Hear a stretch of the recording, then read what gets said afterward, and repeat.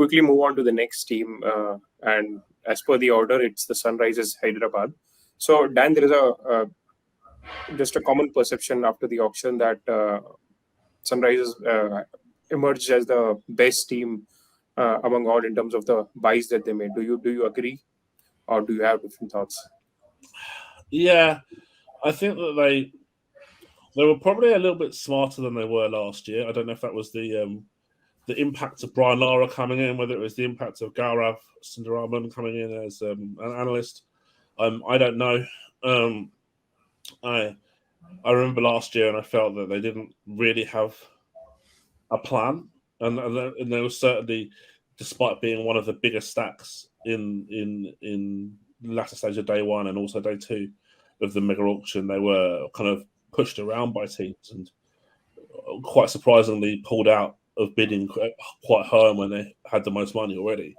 And I just felt that their auction strategy last year in February was really quite confused. I think this time they looked to see what didn't work for them in the 2022 season, and they've tried to rectify that. So you have to give them credit for that. So 3 key areas that I think that they needed to look at. One was batting enforcement, particularly with a nod to intent merchants. Intent merchants and the Sunrisers Hyderabad tend not to be mentioned in the same sentence. And I'm not sure that they really ticked off the intent merchant bracket, but Harry Brook is certainly a player of rich potential, although again looks very overpriced, especially for a kind of a single skill set batter, if you like, as in doesn't keep, doesn't bowl. Mayank Agarwal, another distressed asset, and I think that's a smart pickup from them because Indian batters of high quality, proven quality, in this mini auction was so thin on the ground. So for any team who picked up Agarwal for ballpark 50% of his previous price was getting a decent result. And then the weird one was Heinrich Klaassen, who I didn't really even have on a list of players likely to be sold, and then went for over 5 crore. So I mean, personally, I don't think they got it all right. They ticked off the batting reinforcement box to a large extent. So you can look at their batting order now, and you think that okay, Abhishek, Mayank Agarwal, Tripathi, Markram, Brook, Phillips or Klaassen or something like that, and it's like a non-disastrous top 6. Whereas I think some of their squads last year were really quite questionable. They also really needed a high-quality leg spinner because they had this incredible brain fade the year before where they thought that they could replace Rashid Khan with Shreyas Gopal. And it didn't work out, unsurprisingly.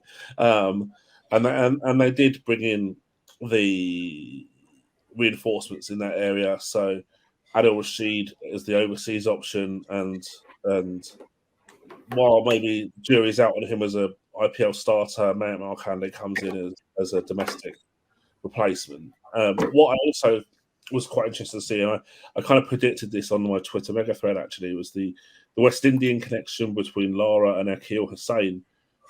So him coming in as well, and I'm really interested to see Hussain at this level because I've spoken to quite a lot of coaches about him, and my numbers actually really quite rate this guy, and visually I like the way that he plays as well. Decent phase flexibility in terms of power play operating, and almost quite a unique power play bowling style as well. And yeah, some of the coaches that I've spoken to really not sold on him.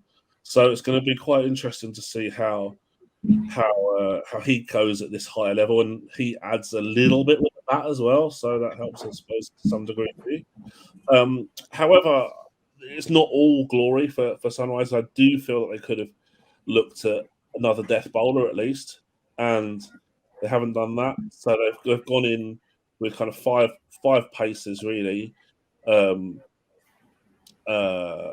if you count Mark Jansen's an all-rounder, but I mean Mark Jansen's very, very unproven still at T20 level. Red Bull cricket, his numbers are excellent, but still hasn't proven. He's not proven quantity by any means in T20. So, and of those bowlers, Natarajan and Bhuvneshwar Kumar have had injury problems as well. So it's having a little bit more reinforcement for me would have been quite nice.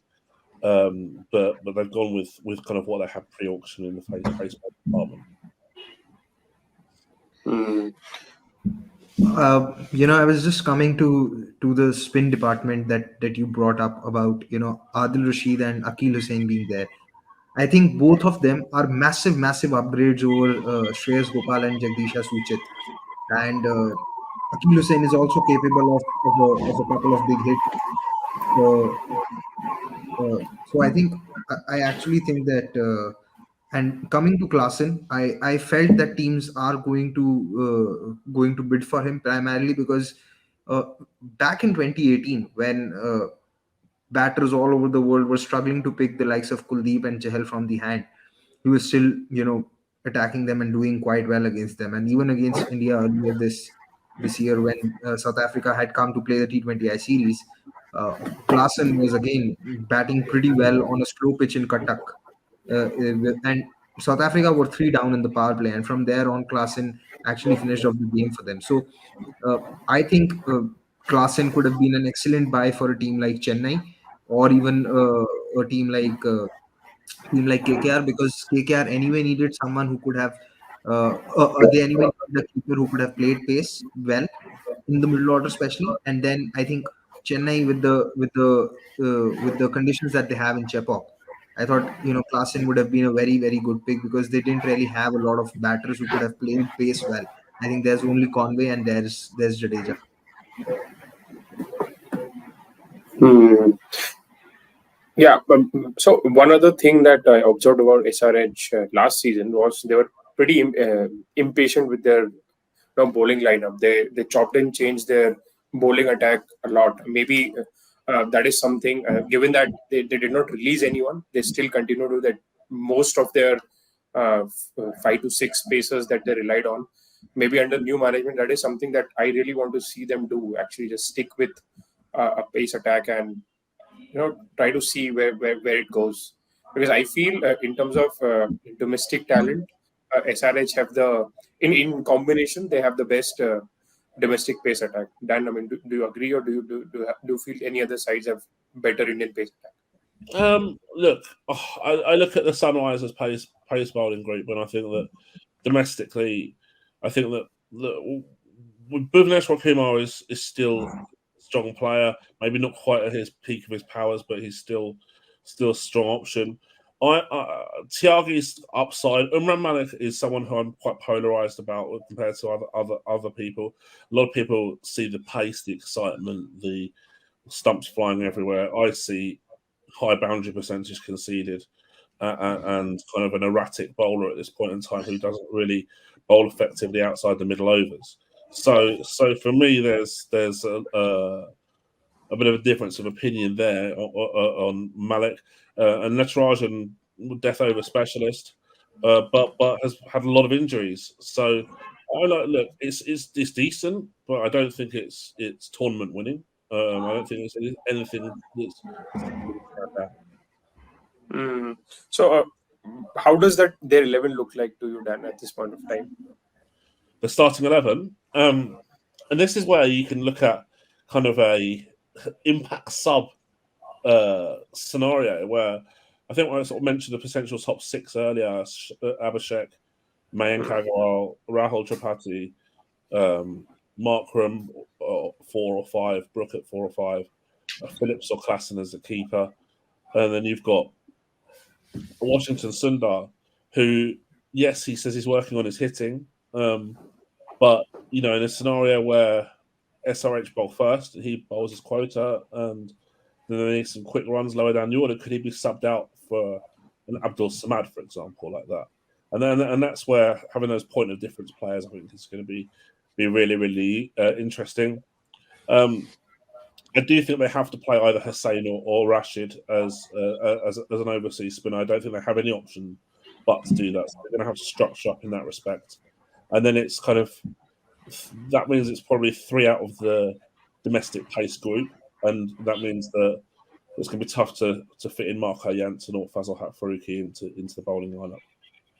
Uh, if just one last question before we move on, uh, if say their Indian pace attack is not working out, because Bhuvneshwar Kumar in the last IPL actually was bowling well at the death, but his death bowling tapered off completely in T20 internationals, and Natarajan actually had an economy of around 11 in the last 5 overs in the last IPL.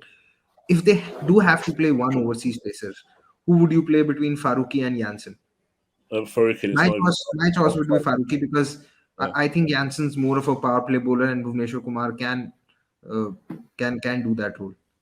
100%. Yeah, Faruqi is a two bowler. I call him a two power play, two death bowler.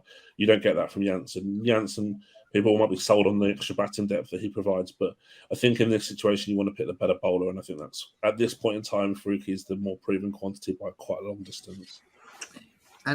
Before we move on to the next team, I just want to let the viewers know that before the IPL, we had spoken of a few uncapped players that could have been picked, and Anirudh Kasargod, our statsman, had actually done an article on these players, and he had mentioned Sanveer Singh, and I think the other is Samarth Vyas. I think both these players have been bought by Sunrisers Hyderabad, and very good numbers at the domestic level. So I think one of them along with Samad could actually be uh, four players who could two of those four players who could be impact player substitutions.